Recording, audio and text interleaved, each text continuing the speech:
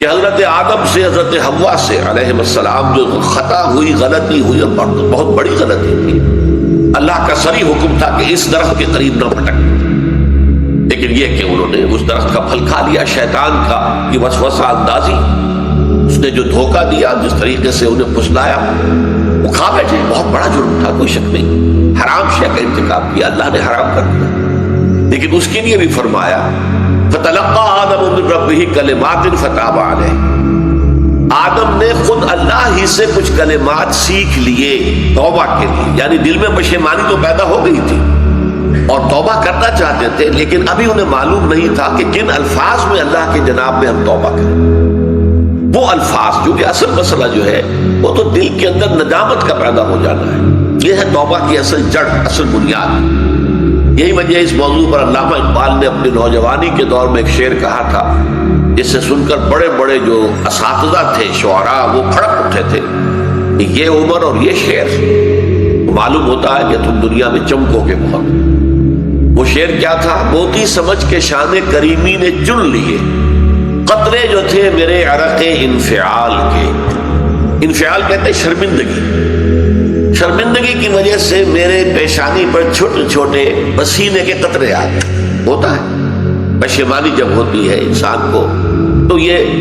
پیشانی ہے، اس کے اوپر نمی ظاہر ہوتی ہے اور وہ چھوٹے چھوٹے قطرے،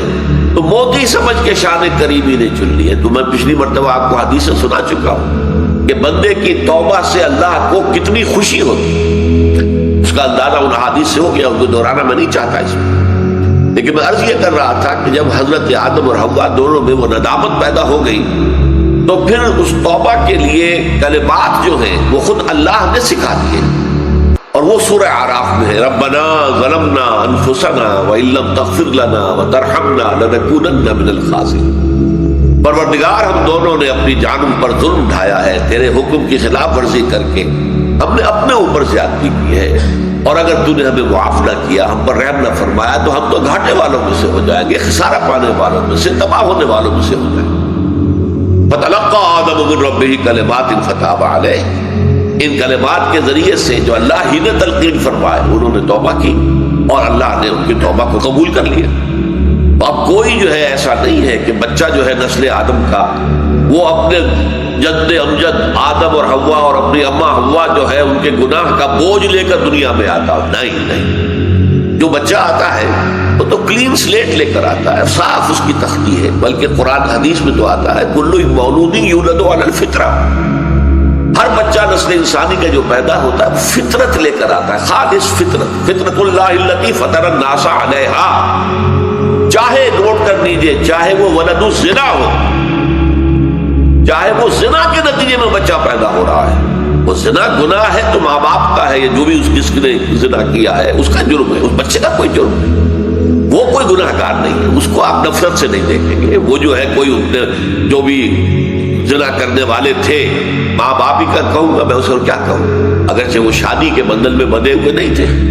لیکن یہ کہ وہ بچہ بالکل اس گناہ سے پاک۔ اس اعتبار سے یہ تصور ہمارے یہاں جو ہے وہ ذرا کافی مختلف ہے لوگوں کی، لیکن ہر بچہ پیدا ہوتا ہے کلین سلیٹ لے کر، فطرت اللہ التی فطر الناس علیہا، یعنی وہ فطرت انسانی جسے اللہ اپنی طرف منسوخ کر رہا ہے، یہ اللہ کی فطرت۔ اس حوالے سے وہ جو اوریجنل سن ہر بچہ لیے، اب یہ ساری جو ہے یہ کرسچین جو بھی فلسفی ہے، مذہب کا ان کا معاملہ ہے، کیونکہ ہر انسان پیدائشی گناہ گار ہے، اس لیے کہ ابا آدم اور اماں حوا نے جو گناہ کیا تھا وہ اس کے اندر آ رہا ہے، لہذا کیا کریں، کیسے اس کو پاک کریں؟ تو اللہ نے اپنا اکلوتا بیٹا معاذ اللہ ثم معاذ اللہ بھیجا، اور قربانی کا بکرا ان سب کی طرف سے بنا کر اسے سولی پر چڑھوا کر، اور وہ اس کو کفارہ بنا دیا ہے کہ وہ انسان کے گناہوں کا کفارہ ہو۔ تو یہ ہے بنائے فاسد علی الفاسد۔